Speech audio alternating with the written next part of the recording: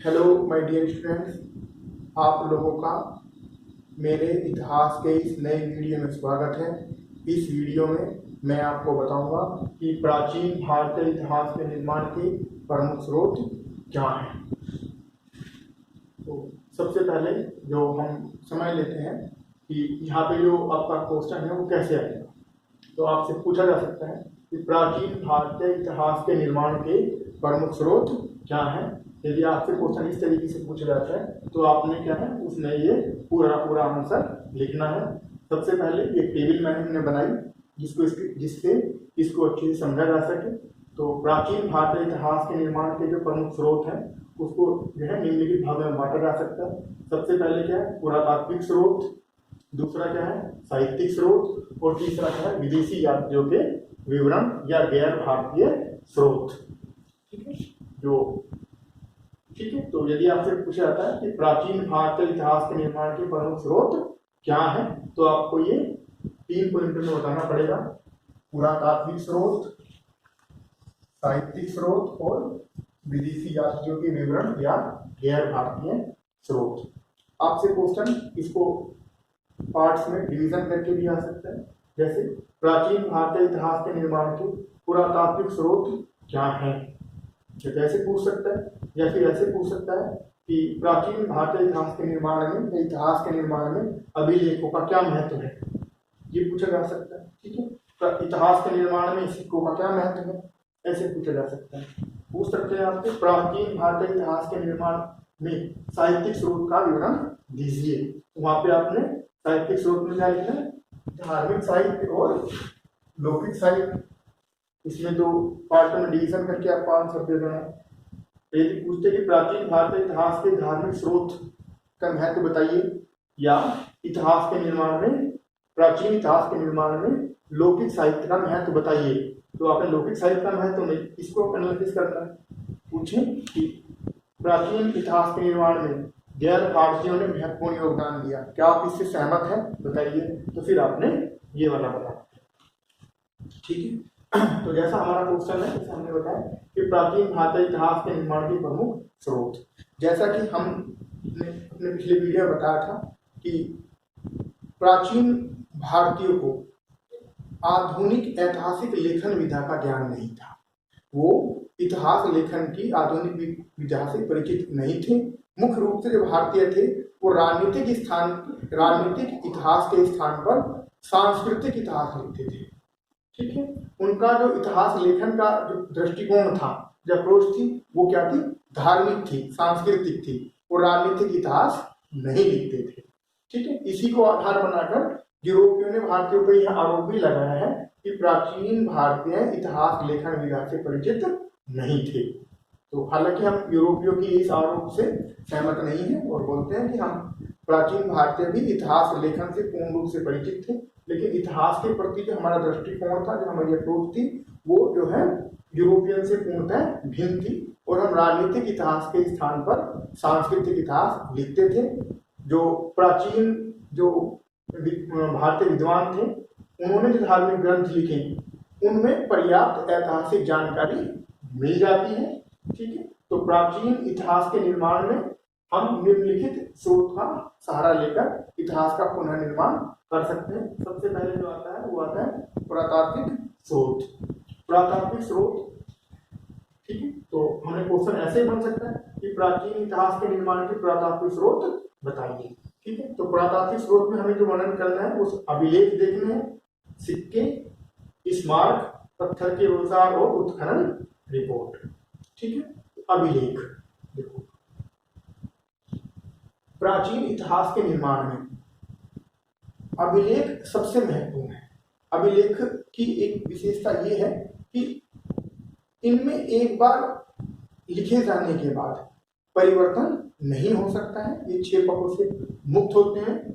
और जो अभिलेख हैं वो पत्थर पे, मंदिरों की दीवारों पे, शिलाओं पे या ताम्रपत्रों पर लिखे हुए मिलते हैं। ठीक है, एक बार लिखने के बाद इनमें परिवर्तन संभव नहीं है, इसलिए ये क्या है, इतिहास की जो इनमें जानकारी होती है वो मूल रूप में होती है, उसको बदला नहीं जा सकता है। अभिलेखों का अध्ययन एपिग्राफी या पुरालेख शास्त्र कहा जाता है। ठीक है, सबसे जो प्राचीन अभिलेख मिले हैं वो सिंधु घाटी सभ्यता के हैं, लेकिन सिंधु घाटी सभ्यता के अभिलेखों को हम अब तक पढ़ नहीं सके हैं। ठीक है, इसके बाद जो अभिलेख जो है वो जो अभिलेखों का अध्ययन है वो क्या पुरालेख शास्त्र या एपिग्राफी कहलाता है। अभिलेख दो प्रकार के हैं, सरकारी अभिलेख और गैर सरकारी अभिलेख। जो राजा द्वारा या सरकार द्वारा लिखे गए वो सरकारी अभिलेख, और जो साधारण जनता द्वारा लिखे गए या धार्मिक उद्देश्यों के लिए लिखे गए वो क्या कहलाए, गैर सरकारी अभिलेख। जैसे सिंधु घाटी सभ्यता के बाद जो सबसे प्राचीन अभिलेख मिलता है वो क्या है, बोगचकोई अभिलेख है, यानी कि इसका संबंध भारतीय इतिहास से है। तो क्या है, बोगचकोई अभिलेख है। ये 1400 ईसा पूर्व में बोगचकोई यानी मध्य एशिया से मिला है। ठीक है, मध्य एशिया से मिला बोगचकोई अभिलेख। इस अभिलेख में क्या है, ऋग वैदिक देवता इंद्र, वरुण, मित्र और नागसर का विवरण मिलता है।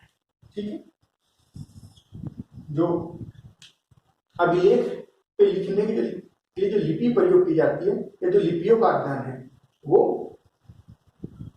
पेलियोग्राफी कहलाता है। लिपियों का अध्ययन क्या कहलाता है, पेलियोग्राफी। और अभिलेखों का अध्ययन एपिग्राफी। लिपियों का अध्ययन पेलियोग्राफी और अभिलेखों का अध्ययन एपिग्राफी कहलाता है। ठीक है, कभी कभी शॉर्ट क्वेश्चन में से पूछ सकते हैं। तो इसके बाद जो अभिलेख मिले, तो भारत में सबसे पहले व्यवस्थित रूप से अभिलेख लिखवाने का कार्य अशोक ने किया। ठीक है, अशोक के अभिलेख संपूर्ण भारत से मिले हैं। उसके अभिलेख पाली भाषा में है, पाली भाषा में है, और उनकी जो लिपि है वो ब्राह्मणी है अधिकतर अभिलेखों की। इसके अलावा खरोष्टी, अरामाइक और यूनानी लिपि भी अशोक के अभिलेखों में प्रयोग हुई है, लेकिन जो भाषा है वो क्या है, प्राकृत।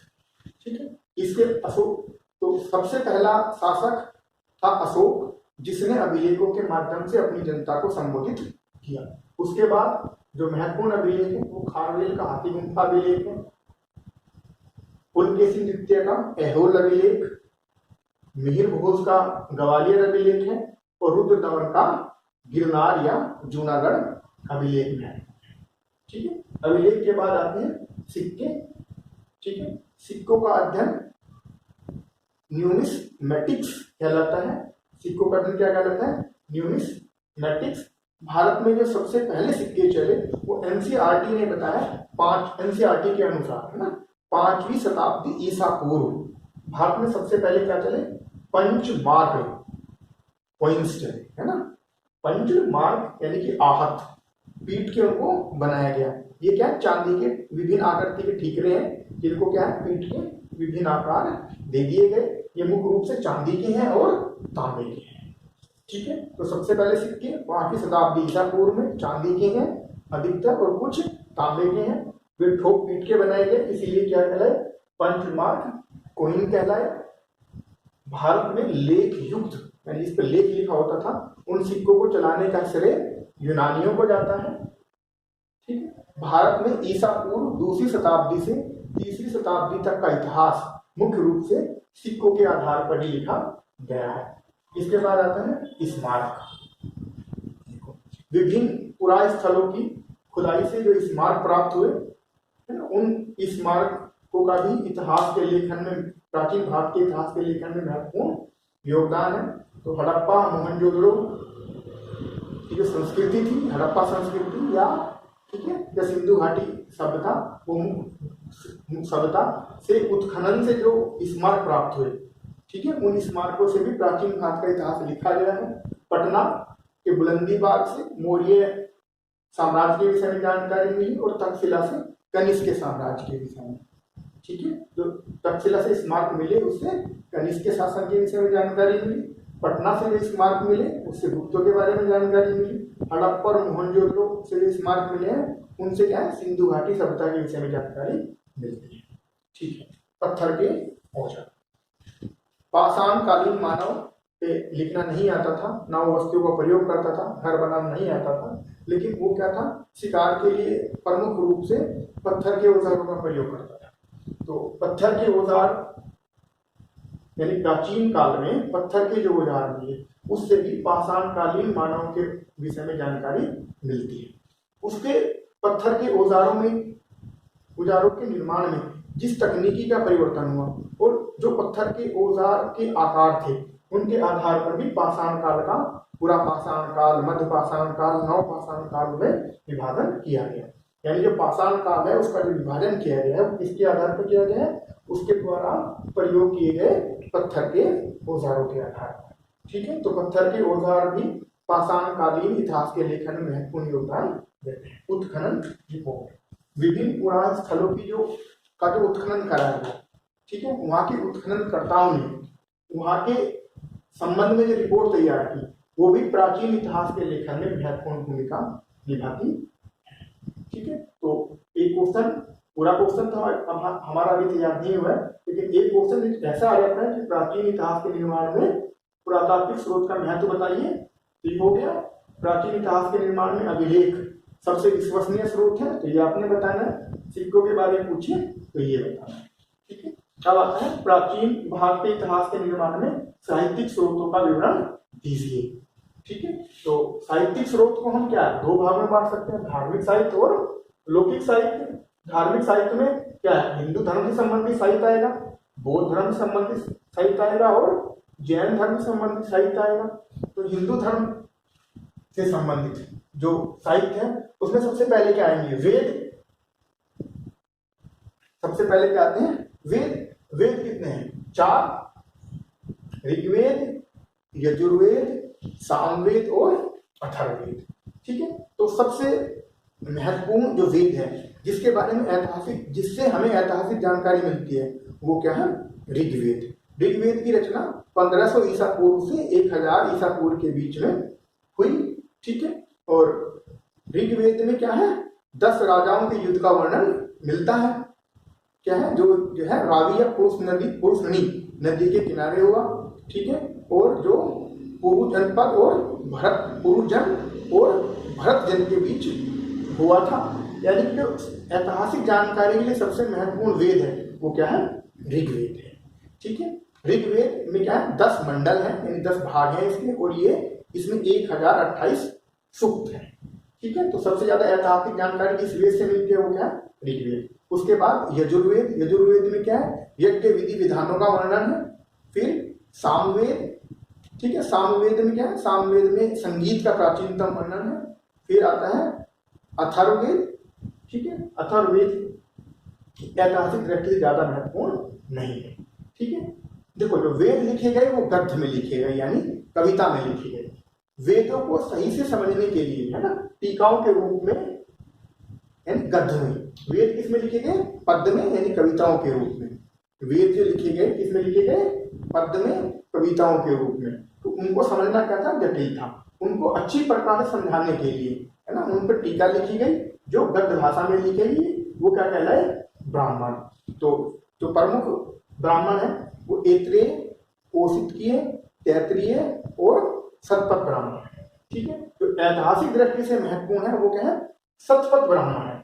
शतपथ ब्राह्मण का ऐतिहासिक महत्व अधिक है। ठीक है, इसमें तत्कालीन समय में यानी 1000 ईसा पूर्व के आसपास, 1000 ईसा पूर्व के आसपास जो उत्तर भारत में जनपद थे उनके बारे में जानकारी मिलती है। इसके बाद आरण्यक लिखे गए। आरण्यक क्या है, आध्यात्मिक और नैतिक ज्ञान प्रदान करते हैं हिंदू धर्म से संबंधित, और आरण्य बोलते हैं वन को। ये ग्रंथ कहाँ पे लिखे गए, वनों में लिखे गए, इसीलिए क्या कहता है आरण्यक। इनमें क्या था, आध्यात्मिक और नैतिक जानकारी भारतीयों के बारे में दी गई है। ऐतिहासिक महत्व इनका बहुत ज्यादा नहीं है। इसके बाद आता है उपनिषद। उपनिषदों की संख्या कितना है, 108 है, और इनमें क्या है, फिलोसॉफिकल यानी दार्शनिक जानकारी भारत के बारे में मिलती है। ठीक है, सत्यमेव जयते मुंडको उपनिषद में दिया गया है। तो सत्यमेव जयते कहाँ में है, मुंडको उपनिषद में। पुराण 18 है। ऐतिहासिक दृष्टि से पुराणों का सबसे अधिक महत्व है। पुराणों की संख्या 18 है। ठीक है, इनके लेखक लोमहर्ष तथा उनके पुत्र उग्रश्रवा को माना जाता है। ठीक है, और पुराणों के ऐतिहासिक महत्व की ओर सबसे पहले जो ध्यान दिलाया वो दिलाया पार्डिटर महोदय ने। ठीक है। तो वैसे तो पुराण 18 है, लेकिन वायु पुराण, विष्णु पुराण, भागवत पुराण, ब्रह्मांड पुराण और मत्स्य पुराण, इन 5 पुराणों का ही ऐतिहासिक महत्व अधिक है। महाकाव्य जैसे कि आप सभी जानते होंगे, महाकाव्य 2 थे, रामायण और महाभारत। इन ठीक है, इनमें भी भारत के संबंध में पर्याप्त ऐतिहासिक जानकारी मिल जाती है, रामायण और महाभारत। अब आगे आता है बौद्ध धर्म से संबंधित साहित्य। तो बौद्ध साहित्य में सबसे पहले क्या आता है? त्रिपिटक। ठीक है, तो ऐसा क्वेश्चन छोटे पूछ सकता है, त्रिपिटक किस धर्म से संबंधित है? बौद्ध धर्म से। त्रिपिटकों के नाम बताइए। सबसे पहले क्या आता है? विनय पिटक, सुत्त पिटक और अभिधम्म पिटक। ठीक है, बौद्ध धर्म से संबंधित साहित्य है, उसमें सबसे महत्वपूर्ण है त्रिपिटक। ठीक है, तो त्रिपिटक क्या? 3 है, सुत्त पिटक, विनय पिटक, अभिधम्म पिटक, है ना। तो सबसे पहला क्वेश्चन आपका बन सकता है कि त्रिपिटक किस धर्म से संबंधित ग्रंथ है? तो बौद्ध धर्म से। ठीक है, तीनों त्रिपिटक के नाम, सुत्त पिटक, विनय पिटक, अभिधम्म पिटक। ठीक है, तो सुत्त पिटक में क्या है? महात्मा बुद्ध के उपदेश। विनय पिटक में क्या है? बौद्ध धर्म के नियम। ठीक है, और अभिधम्म पिटक में है बौद्ध धर्म के दार्शनिक सिद्धांत। तो दर्शन किसमें है? अभिधम्म पिटक। ठीक है, अब आता है जातक कथाएं। महात्मा बुद्ध के जीवन से संबंधित कथाएं, यानी महात्मा बुद्ध के पूर्व जन्मों की कथाएं क्या कहलाती हैं? जातक कथाएं कहलाती हैं। महात्मा बुद्ध के पूर्व जन्मों की कथाएं क्या कहलाई? जातक कथाएं। इनकी जो संख्या है 549 है। ये जातक कथाएं भी ऐतिहासिक विवरण, ऐतिहासिक लेखन में महत्वपूर्ण भूमिका निभाती हैं। ठीक है, अब जो बौद्ध धर्म के अन्य ग्रंथ हैं उनमें है नागसेन का मिलिंद पंथ। इसमें बौद्ध विद्वान नागसेन और यूनानी शासक मिलिंडर के वार्तालाप का विवरण है। कथावस्तु ये मोगलीपुत्र किसने लिखी?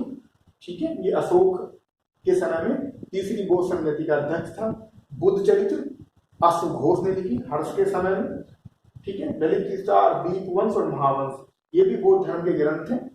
ठीक है, इनसे भी क्या है? इतिहास के लेखन में महत्वपूर्ण योगदान मिलता है। आपसे ऐसे पूछ सकते हैं कि मिलिंद पंथ किस धर्म की बुक है? ललित विस्तार, दीपवंश, महावंश किस धर्म से संबंधित है? ये आपने याद करना होगा। ठीक है, अब आता है जैन साहित्य।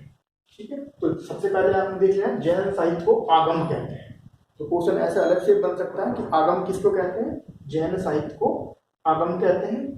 ठीक है, तो जो जैन धर्म से संबंधित साहित्य है उसमें जो सबसे पहले आते हैं 12 अंग, 12 उपांग, 10 प्रकरण, 6 सूत्र और 4 मूल सूत्र। ठीक है, ये क्या है? बौद्ध धर्म से संबंधित साहित्य है, पुस्तकें हैं। इनसे भी पर्याप्त ऐतिहासिक जानकारी मिलती है। इसके अलावा भद्रबाहु ने जो पुस्तक लिखी वो कल्पसूत्र लिखी। तो कल्पसूत्र किसने लिखी? भद्रबाहु ने। ठीक है, इससे भी क्या है? जैन धर्म के संबंध में जानकारी मिलती है। तो जैन साहित्य को क्या बोलते हैं? आगम बोलते हैं। ठीक है, और जो जैन साहित्य में क्या है? 12 अंग, 12 उपांग, 10 प्रकरण, 6 सूत्र और 4 मूल सूत्र। जैन धर्म का क्या है? कल्पसूत्र है। कल्पसूत्र की रचना किसने की? भद्रबाहु। ठीक है, अब आता है लौकिक साहित्य। ठीक है, लौकिक साहित्य में सबसे पहले 2 पुस्तकें आती हैं, अष्टाध्यायी और महाभारत। ये दोनों ही पुस्तकें क्या है? व्याकरण की है, संस्कृत व्याकरण से जुड़ी हुई पुस्तकें हैं। और इनकी जो रचना की वो अष्टाध्यायी पाणिनि ने लिखी और महाभाष्य पतंजलि ने लिखी। ठीक है, अर्थशास्त्र का जो लेखक था वो चाणक्य कौटिल्य थे। ठीक है, 15 भागों में ये विभक्त है और राजनीतिक शास्त्र की ये पुस्तक है। ठीक है, और मौर्य शासक चंद्रगुप्त मौर्य के दरबार में चाणक्य जो है रहते थे। आगे क्या आता है? मुद्रा राक्षस और देविका चंद्रगुप्तम। ठीक है, इन दोनों ही पुस्तकों की रचना विशाख दत्त ने की और इनसे क्या है? गुप्त शास्त्रों के बारे में जानकारी मिलती है। कालिदास गुप्त काल में हुए चंद्रगुप्त विक्रमादित्य के दरबारी थे और इन्होंने जो नाटक लिखे क्या है? अभिज्ञान शकुंतलम, रघुवंशम, विक्रमोर्वशीयम, ठीक है ना, ऋतु संहार, मेघदूत, उन सब से भी क्या है? गुप्तों के विषय में ऐतिहासिक जानकारी मिलती है। मृच्छकटिकम ये शूद्रक ने लिखी, इससे भी क्या है गुप्तों की जानकारी मिलती है। हर्ष, ठीक है, शासक था, इसने भी 3 नाटक लिखे, नागानंद, रत्नावली और प्रियदर्शिका। उन तीनों से भी क्या है ऐतिहासिक जानकारी मिलती है। ठीक है, अब आता है राजतरंगी। प्राचीन इतिहास के अध्ययन में राजतरंगी का भी अत्यंत महत्व है। ठीक है, इस पुस्तक की रचना 12वीं शताब्दी में कल्हण ने की। इस पुस्तक का महत्व ये है कि यह भारत की प्रथम ऐतिहासिक पुस्तक होने का गौरव रखती है। ठीक है, तो भारत की प्रथम ऐतिहासिक पुस्तक कौन सी? राजतरंगी। ये प्रॉपर ऐतिहासिक तरीके से लिखी है, कल्हण ने लिखी। बहुत महत्वपूर्ण अक्सर पूछ लेते हैं। अब आता है जीवन चरित्र। जीवन चरित्र जो विभिन्न शासकों के उनके दरबारियों ने जीवन चरित्र लिखे, वो भी ऐतिहासिक लेखन में महत्वपूर्ण भूमिका निभाते हैं। तो सबसे पहले हर्ष चरित्र लिखी बाणभट्ट ने, ठीक है, विक्रमो वर्षियम लिखी विल्हण ने, और पृथ्वीराज रासो लिखी चंद्रप्रकाई ने। ठीक है, ये क्या है जीवन चरित्र है, ये भी इतिहास के निर्माण में महत्वपूर्ण भूमिका निभाते हैं। संगम साहित्य, प्राचीन काल में तमिल देश में पांड्य राजाओं के संरक्षण में तमिल कवियों के सम्मेलन आयोजित किए गए। 3 सम्मेलन आयोजित किए गए जिन्हें संगम बोला जाता है। ठीक है, और उन संगमों में जो तमिल कवियों ने साहित्य रचा वो क्या कहलाया? संगम साहित्य। संगम साहित्य से दक्षिण भारत के चोल चेर पांड्य राज्यों का विवरण मिलता है। ठीक है, अब आता है विदेशी यात्रियों के विवरण। प्राचीन भारतीय इतिहास के निर्माण में विदेशी यात्रियों का विवरण या प्राचीन भारतीय इतिहास के निर्माण के गैर भारतीय स्रोत। तो सबसे पहले जो विदेशी यात्री थे वो कौन कौन थे? यूनानी थे, चीनी थे, तिब्बती थे और अरबी थे। तो यूनानी यात्रियों में स्काइलैस, हेरोडोटस, ठीक है, तो स्काइलैस ने भारत के संबंध में सबसे पहले विवरण दिया, लेकिन इसका विवरण सिर्फ सिंधु क्षेत्र तक से था। हेरोडोटस जैसा कि हम सभी जानते हैं इतिहास का पिता था, इसने जो है हिस्टोरिका नामक बुक लिखी। इससे भी प्राचीन भारत के बारे में यानी पश्चिमोत्तर भारत के बारे में कुछ जानकारी मिलती है। हालांकि ये दोनों ही कभी भारत नहीं आए। एरियन, प्लूटार्क और निरियाकस ये सिकंदर के साथ भारत में आए थे और इनसे क्या है सिकंदर के आक्रमण के विषय में जानकारी मिलती है। अगला क्या है? मैगस्थनीज। सेल्यूकस निकेटर का राजदूत था जो चंद्रगुप्त मौर्य के दरबार में आया था। उसने जो पुस्तक लिखी इंडिका, ठीक है, इससे भी चंद्रगुप्त मौर्य के नगर प्रशासन और उसके साम्राज्य के विषय में जानकारी मिलती है। टोलमी ने क्या लिखी? ज्योग्राफी, इससे भारत की भौगोलिक जानकारी मिलती है प्राचीन काल की। चीनी लेखक, चीनी कौन थे? चीनी लेखक फायान, ह्वेनसांग और इत्सिंग, ठीक है, फायान, ह्वेनसांग और इत्सिंग जो चीनी यात्री थे और तिब्बती यात्री थे। इनका मुख्य उद्देश्य भारत में बौद्ध धर्म का अध्ययन करना था। तो जब फायान सबसे आया तो फायान ने जो बुक लिखी फू को की लिखी, और फायान जो है गुप्त शासक चंद्रगुप्त विक्रमादित्य के शासनकाल में भारत आया था। ह्वेनसांग हर्ष के समय में आया, इसने जो बुक लिखी वो सी यू की ना, ह्वेनसांग ने लिखी सी यू की। इससे ये भी चीनी यात्री था, ठीक है, तिब्बती यात्री थे तारानाथ, इसने कमयूर और तंगयूर नामक 2 पुस्तकें लिखी, ठीक है। अरबी लेखकों में प्राचीन काल में सबसे महत्वपूर्ण स्थान अल-बरूनी का आता है, और उसने तहकीक हिंद या किताब कुल हिंद लिखी, जिसने पूर्व मध्यकाल में भारत में प्रचलित